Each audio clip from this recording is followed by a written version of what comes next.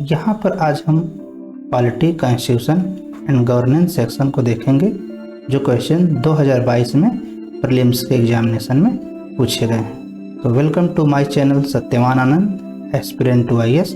My self Satyavan Anand. हम यहाँ पर देख रहे हैं UPSC सिविल सर्विस एग्जामिनेशन के प्रीलिम्स के क्वेश्चन को। तो हम पहला क्वेश्चन देखते हैं।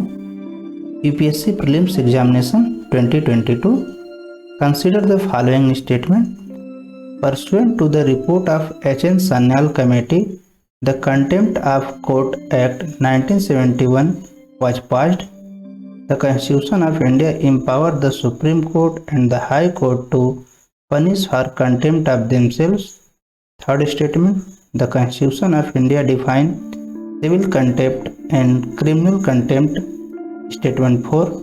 In India, the Parliament is vested with the power to make laws on contempt of court. ये चार स्टेटमेंट हैं। इनके ऑप्शन है option 1 A 1 and 2 only, B 1 to 4, C 3 and 4, D 3। तो अगर हम देखें इनके आंसर क्या हैं, तो पहला स्टेटमेंट सही है और दूसरे स्टेटमेंट की बात की जाए ये स्टेटमेंट भी सही है और भारतीय कॉन्स्टिट्यूशन के आर्टिकल 129 के तहत सुप्रीम कोर्ट को पावर मिलता है। अगर हम देखें कंटेम्प्ट ऑफ कोर्ट के लिए तो अटॉर्नी जनरल से परमिशन लेना पड़ता है, लेकिन supreme court, high court independent है। और थर्ड स्टेटमेंट की देखें तो सिविल कंटेम्प्ट और क्रिमिनल कंटेम्प्ट को कॉन्स्टिट्यूशन में डिफाइन नहीं किया गया है। इसको जो है कंटेम्प्ट ऑफ कोर्ट एक्ट 1971 में डिफाइन किया गया है। और चूँकि कंटेम्प्ट ऑफ कोर्ट 1971 को पार्लियामेंट ने बनाया है, इसलिए ये जो है पार्लियामेंट के पास पावर है। तो हम देखते हैं स्टेटमेंट 1, 2 एंड 4 सही है, थर्ड स्टेटमेंट गलत है। तो हमारा ऑप्शन होगा B सही हो जाएगा। नेक्स्ट देखते हैं second question. With reference to India consider the following statement. Statement first, government law officer and legal firm are recognized as advocates, but corporate lawyer and patent attorneys are excluded from recognition as advocates. Statement second, bar council have the power to lay down the rules relating to legal education and recognition of law colleges। तो हमारे पास चार option हैं। अगर हम देखें तो जो ये स्टेटमेंट फर्स्ट है ये गलत है। क्यों? क्योंकि ये जो गवर्नमेंट लॉ ऑफिसर हैं ये लीगल फर्म हैं, इनको भी एडवोकेट की तरह मान्यता नहीं मिली है। यानी अगर हम देखें government law officer, legal firm, advocate और जो है कॉर्पोरेट लॉयर, पेटेंट अटॉर्नी, ये लोग एडवोकेट नहीं होते हैं। एडवोकेट कौन होता है? जिसका इनरोलमेंट स्टेट बार काउंसिल में या बार काउंसिल ऑफ इंडिया में होता है। सेकंड स्टेटमेंट सही है, bar council have the power to lay down the rule relating to legal education and recognition of law college. तो जो भारत में एजुकेशन के या कॉलेज बनाने के जो सिस्टम है उसको सेल्फ रेगुलेशन की पावर दी गई है बार काउंसिल को। तो इसका स्टेटमेंट 1 गलत है, स्टेटमेंट 2 सही है। Question number 3. Consider the following statements. A bill amending the Constitution require a prior recommendation of the President of India. Statement 2. When a Constitution amendment bill is presented to the President of India, it is obligatory for the President of India to give his or her assent. Statement 3. A Constitution amendment bill must be passed by both the Lok Sabha and the Rajya Sabha by a special majority and there is no provision for joint sitting। हमारे पास option है 1 and 2 only, 2 and 3 only, 1 and 3 only, 1 2 3 all। अगर हम देखें इसमें जो पहला statement है वो गलत है, क्योंकि कॉन्स्टिट्यूशनल अमेंडमेंट बिल के मामले में प्रेसिडेंट की साइन की जरूरत नहीं होती है। मनी बिल के मामले में साइन प्रायर रिकमेंडेशन की आवश्यकता होती है। स्टेटमेंट 2 की बात करें ये बिल्कुल सही है। यहाँ पर जो है राष्ट्रपति के पास ऑब्लिगेशन है कि उन्हें साइन करना है, यानी अगर कोई भी कॉन्स्टिट्यूशन अमेंडमेंट बिल उनके पास पेश करके अगर लोकसभा राज्यसभा से पास करा दिया जाए और राष्ट्रपति महोदय के पास उसे लाया जाए तो उन्हें साइन करना होता है। एक्चुअल में 24वां संविधान संशोधन जो है उससे पहले ये प्रोविजन नहीं था, लेकिन 24वां संविधान संशोधन के माध्यम से ये प्रोविजन लाया गया है। थर्ड स्टेटमेंट हमारा सही है, क्योंकि लोकसभा और राज्यसभा के लिए यहाँ पर ज्वाइंट सेटिंग की प्रोविजन नहीं होती है, क्योंकि ये अमेंडमेंट है यानी संविधान संशोधन है। इसका मतलब बहुत व्यापक स्तर पर चेंज है, इसलिए यहाँ पर लोकसभा और राज्यसभा को अलग अलग पास करना आवश्यक होता है, वो भी स्पेशल मेजॉरिटी यानी 2/3 मेजॉरिटी से। तो हमारा ऑप्शन बी सही है। नेक्स्ट देखते हैं question number 4। Consider the following statement. The Constitution of India clarifies the minister into 4 ranks, which cabinet minister, minister of state with independent charge, minister of state and deputy minister. Statement second, the total number of ministers in the union government, including the prime minister, shall not exceed 15% of the total number of member in Lok Sabha. तो अगर इसके हम answer देखते हैं तो जो हमारा पहला स्टेटमेंट है वो गलत है। कैसे? क्योंकि हमारे पास 4 कैटेगरी नहीं है। कॉन्स्टिट्यूशन ने एक्चुअल में कोई क्लासिफिकेशन दिया ही नहीं है। यह एक्चुअल में कन्वेंशन है जो कि ब्रिटिश पार्लियामेंट्री सिस्टम से लिए गए हैं, यानी कॉन्स्टिट्यूशन में इस बात का कोई भी प्रोविजन नहीं है कि कितने टाइप के मिनिस्टर होंगे। ये कन्वेंशन है, केवल उसी अकॉर्डिंग चलता है। तो ये स्टेटमेंट गलत है। एक्चुअल में 3 होते हैं मिनिस्टर की कैटेगरी, 3 कन्वेंशन में होते हैं। तो पहला है कैबिनेट मिनिस्टर, दूसरा मिनिस्टर फॉर स्टेट और विथ इंडिपेंडेंट, और इसी में एक कैटेगरी और होती है मिनिस्टर ऑफ स्टेट जो है इंडिपेंडेंट, वो नहीं होते हैं, कैबिनेट मिनिस्टर के ही सबऑर्डिनेट के रूप में कह सकते हैं, होते नहीं है लेकिन कह सकते हैं। और डिप्टी मिनिस्टर का कॉन्सेप्ट लगभग भारत में नहीं दिखता है। और सेकंड स्टेटमेंट देखें, the total number of minister in union government including the prime minister shall not exceed 15% of the total number of member in the लोक सभा। ये बिल्कुल सही है। ये प्रोविजन भी पहले नहीं था, तो 2003 में कॉन्स्टिट्यूशन अमेंडमेंट के माध्यम से इसे लाया गया है। तो स्टेटमेंट 1 गलत है, स्टेटमेंट 2 सही है। तो ऑप्शन हमारा बी सही होता है। देख रहे हैं कि यूपीएससी के सभी क्वेश्चन के 2022 में 1, 2, 3, 4 सभी के ऑप्शन बी ही सही है। Question number 5. Which of the following are the exclusive power of the Lok Sabha? To ratify the declaration of emergency. Second statement, to pass a motion of no confidence against the Council of Ministers. Third, to impeach the President of India. Select the correct answer using the code given below. तो हम देख रहे हैं यहाँ पर इसका जो answer है ये केवल पूछ रहा है कि लोकसभा का एक्सक्लूसिव पावर क्या है। तो हम जानते हैं कि लोकसभा और राज्यसभा दोनों को ही इमरजेंसी के केस में जो है रेटिफिकेशन देना पड़ता है, यानी स्टेटमेंट हमारा 1 गलत है। ये केवल लोकसभा का पावर नहीं है, ये राज्यसभा और लोकसभा दोनों के कॉन्करेंट पावर है। स्टेटमेंट 2 देखें तो no confidence motion against council of minister केवल लोकसभा में लाए जा सकते हैं। क्यों? क्योंकि लोकसभा के प्रति ही काउंसिल ऑफ मिनिस्टर रिस्पॉन्सिबल होते हैं, राज्यसभा के प्रति वे नहीं होते हैं। क्यों? क्योंकि लोकसभा को जनता डायरेक्ट चुनती है, लोकसभा के मेंबर को जनता डायरेक्ट चुनती है, जबकि राज्यसभा के मेंबर को जनता डायरेक्ट नहीं चुनती है। थर्ड स्टेटमेंट देखें, to impeach the president of India. तो प्रेसिडेंट ऑफ इंडिया के इम्पीचमेंट में राज्यसभा लोकसभा दोनों कॉन्करेंटली पार्टिसिपेट करते हैं, इसलिए हमारा स्टेटमेंट 1 और 3 गलत है। स्टेटमेंट 2 केवल सही है लोकसभा के रेफरेंस में। तो ऑप्शन बी हम देख रहे हैं 5वें क्वेश्चन का भी ऑप्शन बी ही सही हुआ है इस साल 2022 में। Question number 6, with reference to anti defection law in India consider the following statements.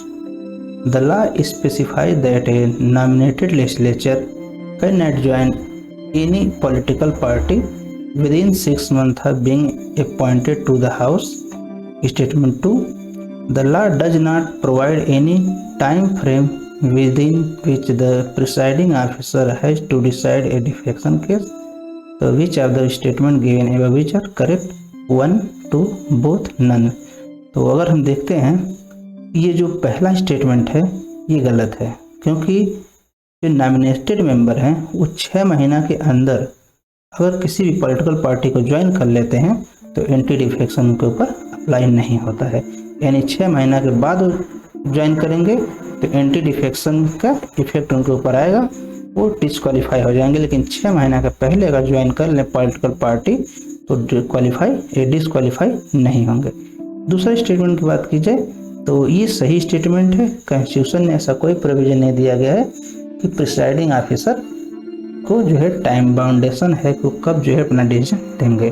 और साथ ही साथ इसकी वजह से जब तक ये भी सुप्रीम कोर्ट ने कहा है कि जब तक प्रिसाइडिंग ऑफिसर कोई निर्णय नहीं लेगा तब तक कोर्ट में मामला नहीं लाया जा सकता है। यानी कोर्ट में मामला तभी लाया जा सकता है जब प्रिसाइडिंग ऑफिसर जो है अपना फैसला दे दिए हों, उनके रिव्यू पिटीशन के तौर पर ही कोर्ट में मामला लाया जा सकता है। यानी हम देख सकते हैं कि पिटिशनर केवल वेट कर सकता है प्रिसाइडिंग ऑफिसर के डिसीजन का। तो यहाँ पर जो है ऑप्शन बी सही है। तो क्वेश्चन नंबर 6 का भी ऑप्शन नंबर बी सही है 2022 में। ये जो है ऑप्शन हमने नहीं सेट किए हैं, ये ऑप्शन यूपीएससी का ही A1, 2 ओनली, 1 and 2 नाइदर है। यूपीएससी प्रीलिम्स के नेक्स्ट क्वेश्चन को हम देखें। Consider the following statement, attorney general of India and solicitor general of India are the only officer of the government who are allowed to participate in the meeting of Parliament of India. Second statement, according to the Constitution of India, the Attorney General of India submits its resignation when the government which appointed him resigns. Which of the statement given above is are correct? Option 1 and only, 2 only, both 1 and 1, neither 1 and not 2. अगर हम देखें तो ये जो power की बात की जा रही है ये सिर्फ अटॉर्नी जनरल ऑफ इंडिया के पास है, जबकि सॉलिसिटर जनरल ऑफ इंडिया के पास नहीं है। क्यों? तो अटॉर्नी जनरल ऑफ इंडिया का एक्चुअल में सबऑर्डिनेट के रूप में काम करता है सॉलिसिटर जनरल ऑफ इंडिया। यानी सॉलिसिटर जनरल ऑफ इंडिया केवल असिस्टेंट, इसके अटॉर्नी जनरल के कार्यों में हाथ बटाने के लिए नियुक्त होता है, इसलिए इसके पास ये पावर नहीं है कि पार्लियामेंट की मीटिंग में पार्टिसिपेट कर सके, उसकी मीटिंग में प्रोसीडिंग में पार्टिसिपेट कर सके। दूसरा स्टेटमेंट देखते हैं कि ये जो है कि अटॉर्नी जनरल ऑफ इंडिया जैसे गवर्नमेंट बदलती है, सरकार गिर जाती है या सरकार लोकसभा इलेक्शन के बाद हार जाती है, सरकार बदल जाती है, तो अटॉर्नी जनरल ऑफ इंडिया होते क्या हैं, वो लोग रिजाइन कर देते हैं। एक्चुअल में देश के सबसे बड़े हाईएस्ट लॉ ऑफिसर होते हैं भारत सरकार के, और जैसे ही सरकार गिरती है या बदल जाती है तो ये लोग पद छोड़ देते हैं, रिजाइन कर देते हैं। लेकिन ये कॉन्स्टिट्यूशन में इसका प्रोविजन नहीं है, इसका प्रोविजन एक्चुअल में कहीं नहीं है, ये कन्वेंशन है, ये कन्वेंशन के तहत वो लोग छोड़ देते हैं। तो हम देखते हैं कि हमारी स्टेटमेंट 1 भी गलत है, स्टेटमेंट 2 भी गलत है, तो इसका ऑप्शन डी सही हो जाएगा। Next question number 8, with reference to the writs issued by the court in India consider the following statement, mandamus will not lie against a private organization unless it is instituted with a public duty. Second, mandamus will not lie against a company even though it may be a government company. Statement third, any public minded person can be a petitioner to move the court to obtain the writ of quo warranto. तो which of the statement given above are correct? तो 1 and 2 only, 2 and 3 only, 1 and 3 only, 1, 2 and 3 both all। तो हम अगर देखें तो इस statement की बात करें तो एक्चुअल में ये जो है पावर है कोर्ट को दिए गए हैं, और अगर हम इसमें देखते हैं कि जो मैंडामस है वो स्टेटमेंट 1 सही है। क्यों? Mandamus will not lie against a private organisation, तो मैंडामस को जो है प्राइवेट ऑर्गेनाइजेशन के लिए अप्लाई नहीं किया जाता है। और दूसरा देखें, mandamus will not lie against A company even though it may be A government company, ये गलत है। ये जो है गवर्नमेंट कंपनी को या किसी कंपनी के अगेंस्ट अप्लाई किया जा सकता है। और थर्ड जो है स्टेटमेंट सही है, any public minded person can be petitioner to move the court to obtain the writ of quo warranto. तो इसका स्टेटमेंट 1 एंड 3 सही है, स्टेटमेंट 2 गलत है, ये नॉट नहीं होगा। तो हमारा ऑप्शन सी सही है। Next question, with reference to deputy speaker of the Lok Sabha consider the following statement. Statement 1, as per the rule of procedure and conduct of business in Lok Sabha the election of deputy speaker shall be held on such date as the speaker may fix. Statement 2, there is mandatory provision that the election of a candidate as deputy speaker of Lok Sabha shall be from either the principal opposition party or ruling party। यानी हम कह सकते हैं यहाँ पर deputy speaker की बात की जा रही है। तो डिप्टी स्पीकर के मामले में हम देखें, अच्छा अभी स्टेटमेंट और भी है। ये क्वेश्चन यानी यूपीएससी ने काफ़ी बड़ा बनाया, 4 स्टेटमेंट है। The deputy speaker has the same power as of the speaker when presiding officer the sitting of the house and no appeal lie against his ruling। Statement 4, the well established parliamentary practice regarding the appointment of deputy speaker is that the motion is moved by the speaker and duly seconded by the prime minister। तो ये बड़ा question है, तो बड़े question में हम एक चीज़ ये देखते हैं कि इसके आंसर क्या हैं। तो एक्चुअली हम देखते हैं डिप्टी स्पीकर का रोल क्या है। जो हमारे पार्लियामेंट्री सिस्टम ऑफ गवर्नमेंट है उसमें लोकसभा में एक डिप्टी स्पीकर और राज्यसभा में उपसभापति जो है वाइस चेयरमैन का कॉन्सेप्ट है। इसका रीजन क्या है कि डिप्टी स्पीकर जो है हो सकता है किसी वजह से उन्हें छुट्टी लेना पड़े, उनकी तबीयत न ठीक हो या वो कहीं बाहर चले गए हों, लोकसभा दिल्ली छोड़ करके घर भी चले गए हों या किसी वजह से उनका काम करने में सक्षम ना हो, उस वजह से डिप्टी स्पीकर पूरे प्रोसीडिंग को देखेगा। तो हम देखते हैं क्वेश्चन स्टेटमेंट 1 जो है ये हमारा सही है। As per the rule of procedure conduct of, तो लोकसभा का जो रूल ऑफ प्रोसीजर है कंडक्ट ऑफ बिजनेस है उसके अकॉर्डिंग जो है डिप्टी स्पीकर के पास deputy speaker shall be held on such date as the speaker may fix. तो जो डिप्टी स्पीकर का इलेक्शन है उसके बारे में अगर देखें तो जो रूल ऑफ प्रोसीजर है कंडक्ट ऑफ बिजनेस है लोकसभा का, उसमें कहा गया है कि स्पीकर का इलेक्शन करने के लिए राष्ट्रपति महोदय डेट फिक्स करेंगे और उसके बाद इलेक्शन होगा। और जब स्पीकर का इलेक्शन हो जाएगा तब फिर स्पीकर जो है अगली मीटिंग के लिए एक डेट फिक्स करेंगे और उस डेट पर डिप्टी स्पीकर का इलेक्शन किया जाएगा। एक बात और, ये बहुत इम्पॉर्टेंट है, स्पीकर या डिप्टी स्पीकर की अपॉइंटमेंट कोई नहीं करता है। और हमें कहें कि प्राइम मिनिस्टर के अपॉइंट कौन करता है तो राष्ट्रपति करते हैं, मंत्री को राष्ट्रपति करते हैं, प्रोटेम स्पीकर को भी राष्ट्रपति करते हैं। लेकिन स्पीकर के अपॉइंटमेंट या डिप्टी स्पीकर के अपॉइंटमेंट या वाइस चेयरमैन ऑफ जो राज्यसभा का वाइस चेयरमैन है उनके अपॉइंटमेंट कोई नहीं करता है। यानी जैसे लोकसभा के अंदर इलेक्शन होगा, एक पर्सन स्पीकर के रूप में चुन लिए गए, बस वहीं पर काम खत्म, उन्हें राष्ट्रपति द्वारा शपथ ग्रहण नहीं दिलाया जाता है। ये बहुत ही कॉन्सेप्चुअल जो है कॉन्सेप्ट है।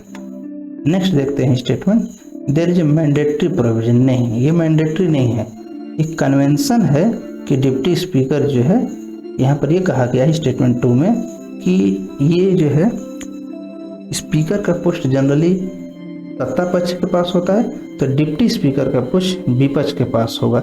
ऐसा ये जो है कोई रूल नहीं है, कोई नियम नहीं है, ये कन्वेंशन है, ये मैंडेटरी नहीं है। कन्वेंशनली जो है ऐसी पार्टियां करती हैं जिससे कि आपस में तालमेल बना रहे कि अगर स्पीकर जो है गवर्निंग पार्टी का है, गवर्नमेंट के पार्टी का है, सत्ता पक्ष का है, तो डिप्टी स्पीकर को जो है अपोजिशन के किसी एक पार्टी को या जो बड़ी पार्टी हो उसको बना दिया जाए।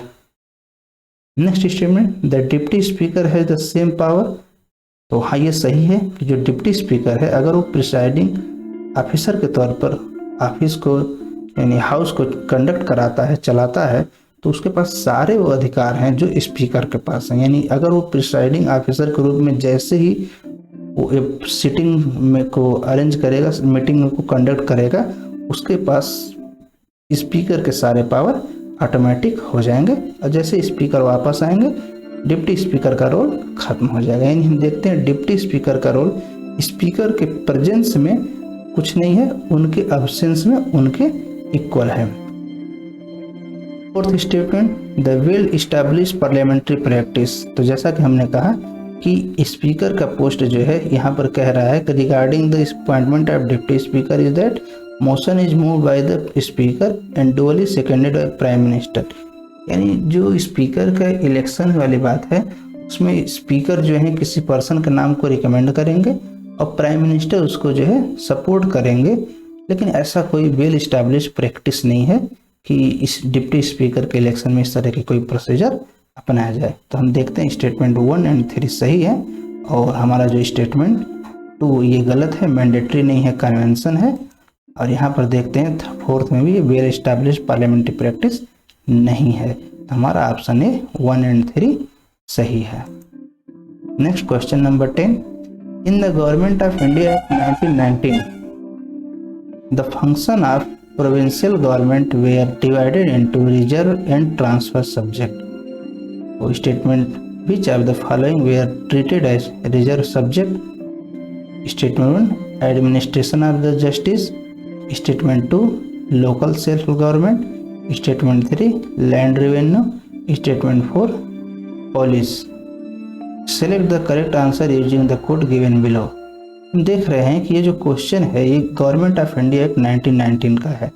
इसका मतलब है कि ये एक्चुअल में क्वेश्चन जो है पॉलिटी का भी है और हिस्ट्री का भी है। तो इसका इंटरप्रिटेशन पॉलिटी के टीचर अपने अकॉर्डिंग देंगे और हिस्ट्री के टीचर अपने अकॉर्डिंग देंगे। बस अगर हमें आंसर की बात की जाए तो इसका आंसर क्या है हम उसको संक्षेप में डिस्कस करेंगे, लेकिन ये पॉलिटी का भी क्वेश्चन है और हिस्ट्री का भी क्वेश्चन है।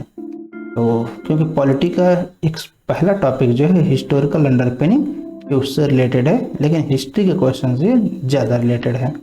तो अगर हम देखते हैं कि जो गवर्नमेंट ऑफ इंडिया 1919 आया था उसमें स्टेटमेंट डायरेक्टरी इंट्रोड्यूस की गई थी और उसी डायरेक्टरी के तहत सब्जेक्ट को 2 भाग में बांट दिया गया, रिजर्व सब्जेक्ट और ट्रांसफर सब्जेक्ट। तो जो रिजर्व सब्जेक्ट थे यानी गवर्नर के पास होते थे उस पर केवल गवर्नर का कंट्रोल होता था, उस सब्जेक्ट पर लॉ बनाने की पावर केवल गवर्नर के पास होती थी।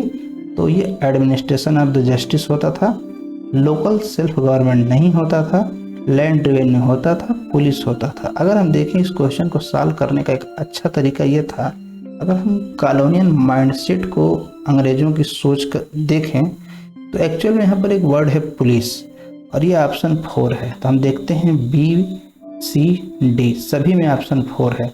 हमें ये चीज़ सोचना चाहिए कि पुलिस व्यवस्था को ब्रिटिश जो है इंडियंस को नहीं देंगे, क्योंकि अगर पुलिस ही तो ब्रिटिश शासन का जो खौफ बना था देश में, एक भयंकर रूप दिखता था, वो सब का सब रूप उनका भयंकर रूप पुलिस के माध्यम से ही दिखता था।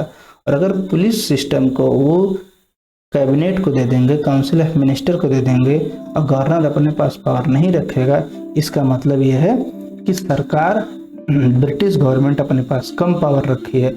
ऐसा हो ही नहीं सकता है क्योंकि उन्हें लूटना था। तो अगर हम देखें कि अगर कोई भी ऑप्शन जिसमें 4 है वही हो सकता है तो ऑप्शन ए हमारा एलिमिनेट हो जाएगा। तो 2, 3, 4 होता है जिसे हम देख रहे हैं कि administration of justice, land revenue और पुलिस ये रिजर्व सब्जेक्ट के हिस्सा थे। तो ऑप्शन सी 1, 3, 4 सही हो जाएगा। Next question, with reference to the proposal of Cripps Mission, consider the following statement. The Constituent Assembly would have members nominated by the Provincial Assembly as well as the Princely State. Statement 2. Any province which is not prepared to accept the new Constitution would have the right to sign a separate agreement with Britain regarding its future status. Option 1 only, 2 only, both 1 and 2, neither 1 and not 2।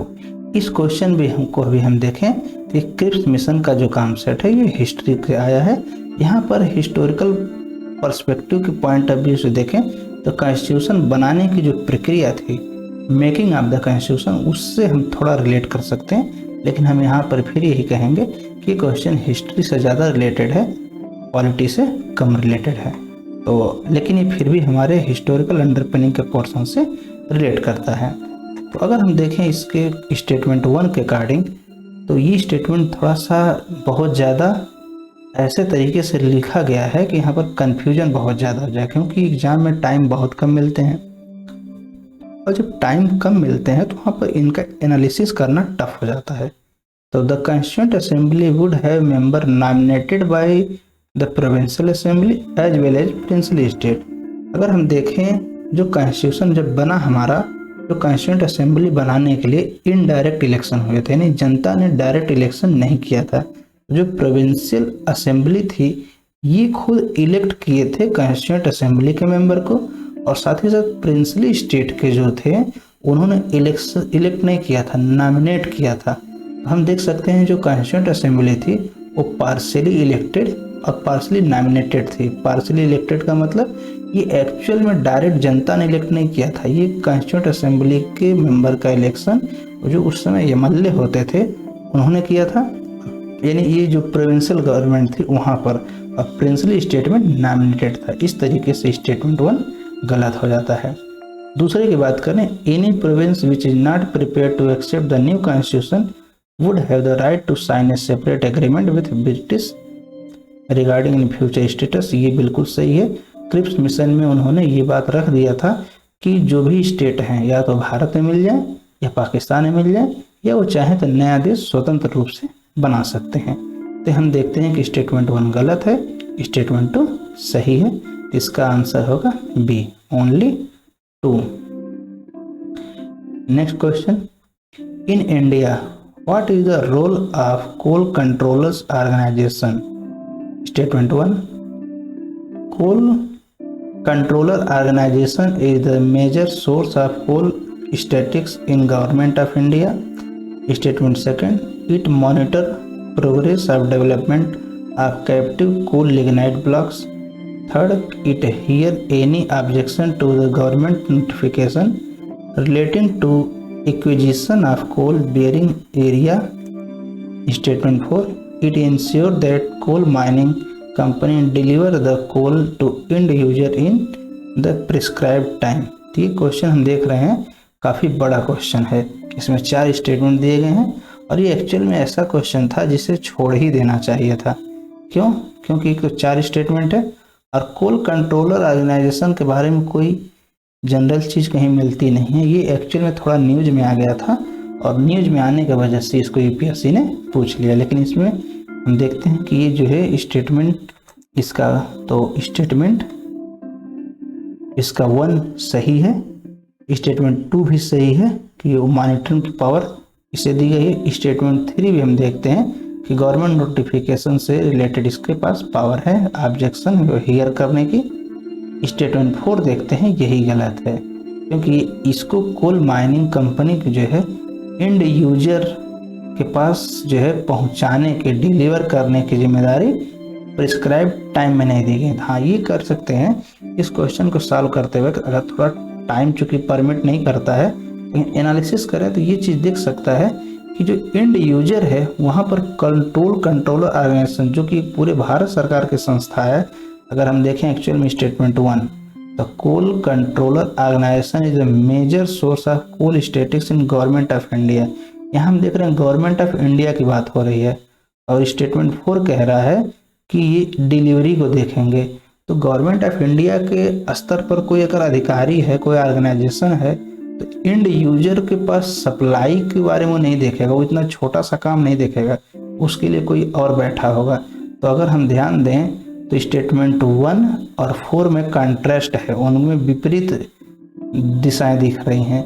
यानी अगर हम इन option में देखें कि अगर 1 सही होता है तो 4 सही नहीं होगा, यानी 1 और 4 एक साथ नहीं हो सकते हैं। तो 1 4 यहाँ पर दिख रहे हैं, यानी ये साथ नहीं हो सकते हैं। और अगर 1 सही है तो 4 होगा नहीं, तो यहाँ पर हो सकता है, यहाँ पर हो सकता है, यानी 4। तो हम अगर देखें तो ये जो है, अगर हम थोड़ा सा ध्यान दें कि डिलीवरी का काम वो नहीं करेगा, तो ये हमारा ऑप्शन ये 1 2 3 सही हो जाएगा। Next, if a particular area is brought under the 5th schedule of the constitution of India, which one of the following statement best reflect the consequence of it. तो स्टेटमेंट ऑप्शन है this would. अगर इसका कहना क्या है कि जो 5th schedule है, भारतीय संविधान में कुल पहले 8 शेड्यूल थे, पर भारतीय संविधान में संशोधन के माध्यम से अब 12 शेड्यूल हो चुके हैं। जो 5वां शेड्यूल है और 6वां शेड्यूल है, एक्चुअल में वो एसटी पॉपुलेशन के रिलेटेड चीज़ें उसमें हैं। तो इसमें क्या कह रहा है, this would prevent the transfer of land of tribal people to non tribal people. Option second, this would create a local self governing body in that area. Option 3, यानी वहाँ पर एक उनका कहना है कि सेल्फ गवर्निंग लोकल बॉडी बनाएंगे कि वो ट्राइबल की रिलेटेड चीज़ों के लिए। This would convert that area into union territory, यानी उनका कहना है कि जो ये बॉडी होगी, 5th शेड्यूल कहता है कि जो उसके एरिया हैं, ट्राइबल्स के एरिया हैं, उन्हें यूनियन टेरिटरी में बदला जा सकता है। और 4th, the state having such area would be declared special category state, यानी शेड्यूल 5 जो है ट्राइबल एरिया के रीजन को स्पेशल कैटेगरी का स्टेट घोषित कर सकता है। तो हम देख रहे हैं कि जो हमारा पॉलिटी कॉन्स्टिट्यूशन को देखें तो जो 5th शेड्यूल है, 6th शेड्यूल है, वो एक्चुअल में उनके गवर्नेंस के सिस्टम के लिए है। तो गवर्नेंस के सिस्टम के लिए है तो एक्चुअल में वहाँ पर ये भी लिखी गई है कि उनके एरिया को जो है यूनियन टेरिटरी में नहीं बदला सकता है और उनको जो है लोकल सेल्फ गवर्नमेंट के रूप में कन्वर्ट नहीं किया जाएगा। और ये ऑप्शन जो है स्पेशल कैटेगरी स्टेट का भी ऑप्शन नहीं है। तो हम देखते हैं कि एक्चुअल में इसका आंसर ये है, this would prevent the transfer of land of tribal people to non tribal. यानी सीधे सी बात है कि यहाँ पर जो है नॉन ट्राइबल पीपल के ट्राइबल पीपल को ट्राइबल पीपल की जमीन नहीं दी जाएगी, उनके पास सेल्फ गवर्नमेंट की पावर होगी। ये सेल्फ गवर्नमेंट की पावर जो है राज्यपाल के माध्यम से होती है। Next, with reference to tea board in India consider the following statement, the tea board is a statutory body.